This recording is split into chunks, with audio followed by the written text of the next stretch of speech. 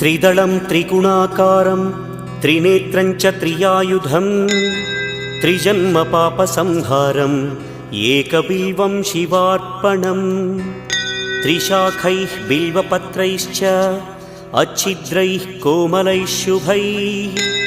तव पूजां करिष्यामि एकबिल्वं शिवार्पणम् कोटिकन्या महादानं तिलपर्वतकोटयः काञ्चनं शैलदानेन एकबिल्वं शिवार्पणम् काशीक्षेत्रनिवासं च कालभैरवदर्शनं प्रयागे माधवं दृष्ट्वा एकबिल्वं शिवार्पणम् इन्दुवारे व्रतं स्थित्वा निराहारो महेश्वर नक्तं हौष्यामि देवेश एकबिल्वं